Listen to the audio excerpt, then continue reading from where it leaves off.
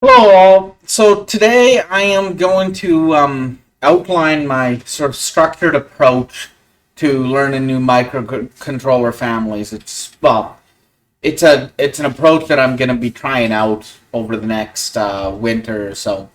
I've designed 7 progressive programs or assignments, like do this, then do that, and so on and so forth. Each of them builds upon the concepts of the previous one. My goal is to achieve a comprehensive understanding of each of the microcontroller families. It might just be a basic understanding, but it's hopefully going to be someplace where I can get to a point where I can sort of just strive forth and start creating some projects on them.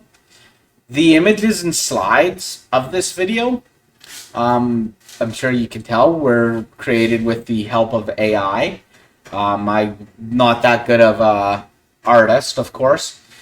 And the projects are loosely based on the last chapters of the first edition of Learning the Art of Electronics. I created the initial list while reading those final chapters, but there's been many revisions to that list since.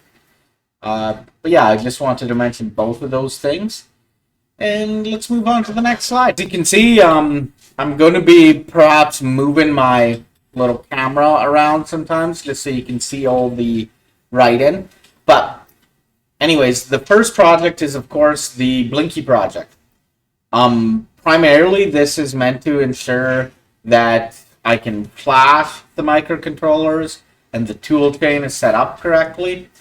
I may also ensure and try out debugging by setting breakpoints and such at this step. Just not that I don't think I'll need it to debug a Blinky project, but it's good to have it in place for later. The second project is very close to the first. Well, it is in in many ways it's the same as the first. But critically, it incorporates timers and interrupts.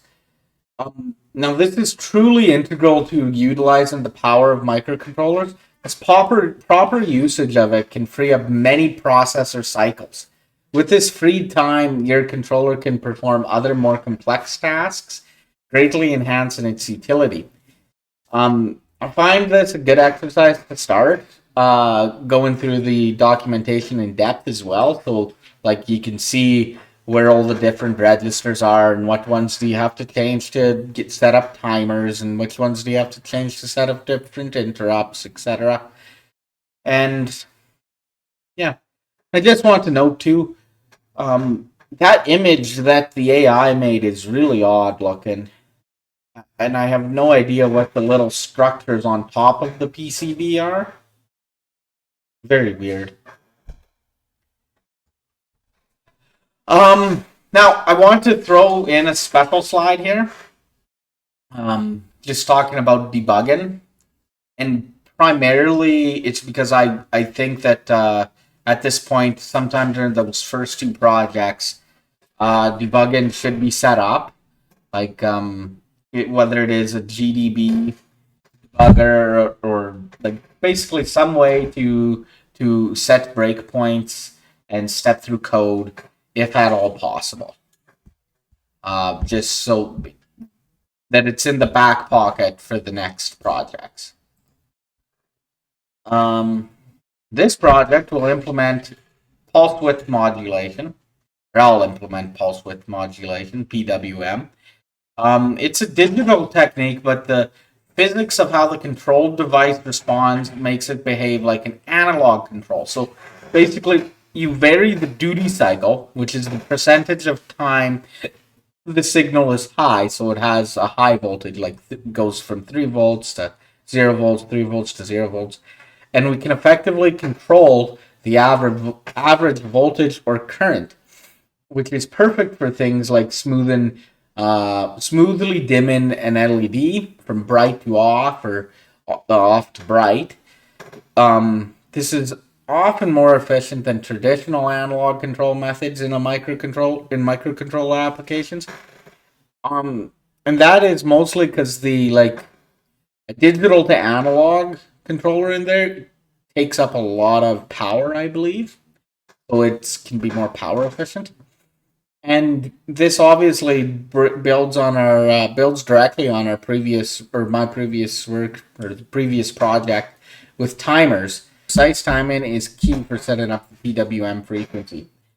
By the way, this picture I had more of a hand in making it with the AI. I actually told it, "Okay, make this make 3 different LEDs of different brightness and label them with these," and that's what it did, and it's awesome. And it was primarily because it wasn't it's trying to make too complex of an image, which I'm sure you've noticed with the previous ones. Um, Now, this project adds like an external button, which will increment or decrement the PWM brightness. So this will introduce us to using external interrupts, and that is great for letting the microcontroller respond to external events. Without using an interrupt, we could do this instead. We could pull a pin, but then we would waste processor cycles, and it's just more efficient from a processor standpoint to use an external interrupt so that the CPU can go and do other things. The benefits are very similar to what we did in Project 2. So now the next one, and I still don't exactly know what this photo is doing. I've thought of changing it, but I didn't. It's just a very weird photo.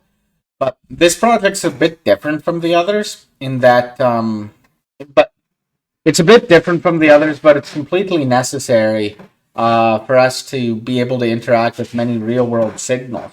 So most sensors and transducers send analog signals, not digital ones that we can see. So to be able to read them, we'd have to use an ADC. Haven't done like an example or lesson like I'm gonna do when I do this 5th project. It will give me valuable code and circuits to refer back to and help with my ability to know where to read in the documentation to set up this type of thing.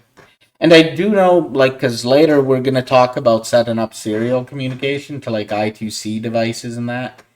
And that is the digital input from an analog sensor. What you should understand, though, is that inside those, there'd be a chip that would be sensing an analog signal and using analog to digital conversion, like its ADC, to then send it out via I2C. So it is being used, but it's just by a different chip. Next up is a section that I'm not going to really be that's other thing like this. This photo here may be completely odd for it. Because I honestly don't know much about direct memory access or DMA. I do know from reading and learning about how to implement certain projects I want to implement. Sounds very useful for moving data around fast. Primarily, I'm thinking for my audio projects. I think it might be very necessary, and it sounds like it really expands on the theme of utilizing hardware functions to free up CPU time, which enables powerful microcontroller operations in my mind. That's one of the reasons why I've made such a big push to learn more about how microcontrollers operate versus just using an Arduino for everything. Because on the Arduino, you don't get down into the depths of it, and this is in the depths of it, and it's mostly what I realized is that instead of relying on the processor to do everything, you can use the hardware setup to do a lot of that and let the processor focus on other things like logic and such. But anyways, that's enough of a sidetrack. Let's move on to the next slide. which is serial communication. Remember what I said there about the analog stuff? But yeah, this is very important stuff here too. It's a fundamental concept. Unlike like it's sending a bunch of bits at once, serial communication sends one bit after another over a single wire, like a set of wires. It's super important because it's how our microcontroller can talk to other devices, whether it's your computer, another microcontroller, or different kinds of sensors and modules. So when it is talking to a sensor or module like over I2C, again, like I said, that's another microcontroller in there converting the analog signal using its onboard ADC into a digital signal like I2C or what have you. Um, but yeah, anyways, during this project, I will implement at least one of UART, SPI, or I2C, and maybe all of them if I feel ambitious. UART will be the focus, so that's probably the one that I would be implementing. But also ITC and SPI, I think are going to be quite important to some. So yeah, we'll see how it goes. And again, it will just stack up the code and experiences I'll use, like sort of have in my back pocket to develop future projects. Sorry, I think I forgot to move my camera once before or twice or sometime. But yeah, this last slide just signifies other projects or code I may do for different operations. The power management one I very much definitely may be doing later because I do want to implement some low power solutions. And the battery or the watchdog, I mean not that, I just talked about that. The watchdog I might do primarily to make more stable code because basically you could go in there and it if your code gets hung up on some routine, then it will restart the whole device, and that can be quite useful. Interrupt priorities I may do later. It might become more important to me when I create some more complicated projects, but I don't know if I'm really there yet. So now I'll just put myself to full screen here because I don't really have a conclusion slide. But just so you know, over the next couple months, probably like so right now it's July. Probably starting in October, maybe some in August, because I do have to go to harvest here soon, so I might not have some time to start doing these projects before harvest. But definitely in October, I'll be doing some, and then October, November, December, January, February, March, and April, I'll be working on this and maybe some other things, but this will be one of my main focuses, and I'm gonna try out this sort of method and learn at least the CH32 family and the AVR family. Yeah, it should be fun. I hope to make a couple interesting projects after that. Yeah, we'll see how it goes. It might, yeah. Anyways, thank you for watching this video, and I hope you tune in to any future videos.